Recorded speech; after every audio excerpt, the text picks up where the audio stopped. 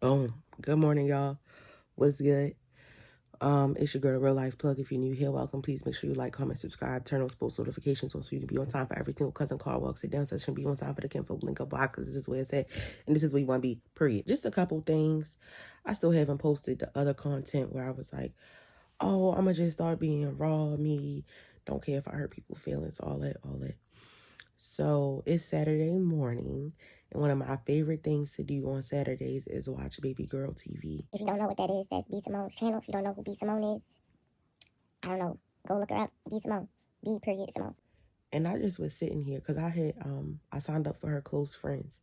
And at first, the first couple times I seen it, I was like, that's phony. Like, it's not phony. It's just like, I can watch her on YouTube. Like, I don't need to see her every day. Like, because I have a very addictive personality. Like, I don't want to be like obsessed with her. You know what I'm saying? Like, I'm not paying for that shit.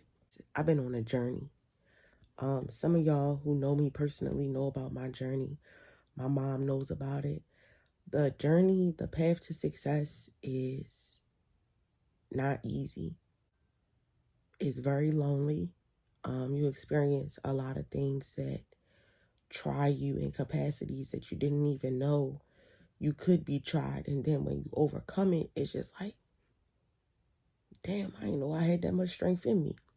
So over the past 3 months, I have been tried in ways that I couldn't even have imagined or fathomed. Most of what I was tried with was like racism. I can't think of no other way to say it but racism.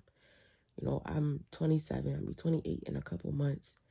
I've been jumped off the porch since I was like 17, 18. Been out here in the world, learning, going through my own experiences and everything like that. Like, I'm pretty much fearless. I try almost anything one time. Anyway, so in Baltimore, I was very shielded from how intense racism can be because most of the population in Baltimore is black people. I went to school, majority black people, the majority of my life. When I was younger and we lived in Vegas, I went to private Head Start schools, and they were predominantly white people, Caucasian people. Hailers of the Caucasus Mountains, descendants of Caucasus mountaineers. So whatever you want to say to be politically correct. I went to school where I was one of maybe 3 or 4 melanated people, and not black, but like other melanated races. So when I was a kid, it didn't really bother me because we lived in Vegas. Vegas was a melting pot. Then when we moved to Baltimore, I mostly went to school with black people, people who look like me. When I went to college, Job Corps, mostly black people. You know what I'm saying? But I'm not ignorant or oblivious to other cultures or other people's experiences in life. I'm very inclusive. I like to learn about new cultures. I like to learn new things about people, new people. To me, everybody in life is not like that, honestly. Clearly, moving to New Mexico was a whole nother experience for me. I lived next to Mexicans, Guatemalans, El Salvadorians, people of Hispanic descent for however long we lived on Montfort. I was very aware of it. Like, one of my middle school best friends was Puerto Rican. My mother was married to a Puerto Rican. So I was very aware of the culture, aware of, and I know some people watching like, those are completely different cultures. Okay, all right. Well, I wasn't oblivious. I'm not ignorant to certain things. You know what I'm saying? Anyway, moving to New Mexico, not welcoming at all. Like, they stared at me like I was some type of anomaly. Little boy in the store actually said to me, I've never seen a black girl before. Pretty sure that I have some footage in my phone where I asked some Walmart employees, like, why do the people in this town stare at me like that? They like, most of them have never seen a black person before, or the only time they see a black person is on TV. Being followed around the store, being called nigger, being asked, can you take your hair off? People just being blatantly rude, like treating me real rude and nasty in the stores. Like, ignoring me, not trying to help me. Like, it just was a lot.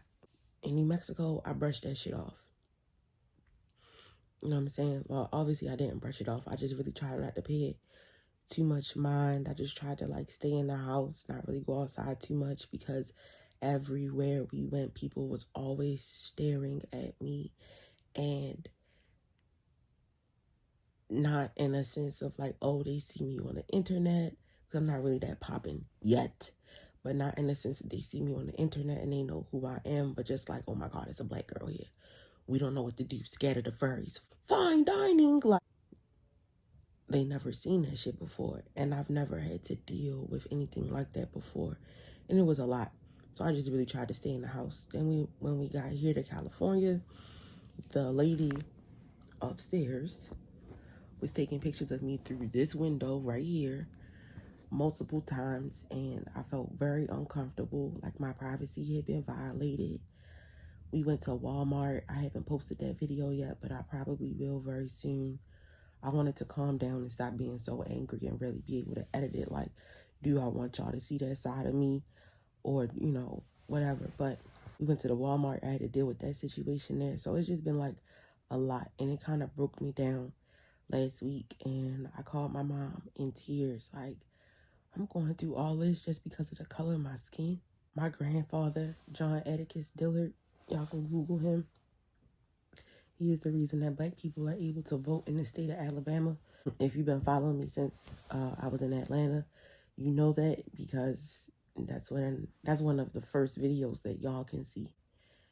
Go back and watch that episode. Like, I miss my granddaddy so much now. Like, when he passed away, like, I was sad. That was before I became a CNA. So over the past, 7 years, 8 years, I've become extremely desensitized to death. Like, it doesn't really bother me or like affect me for real. But like, this past week, I've been grieving for my grandfather because I need to talk to him and ask him, like, how did you deal with this? Like, what you did was not easy. He was a trailblazer, yo. Like, it's not easy. People really just hate you because of the color of your skin. I'm an amazing person. I'm a great person. I'm like, people who are really those things don't really say that about themselves. But no, I am. And because of the color of my skin, obviously, and the other things that I possess, but complete strangers just treat me so nasty, so rude, for no reason. And it's 2022.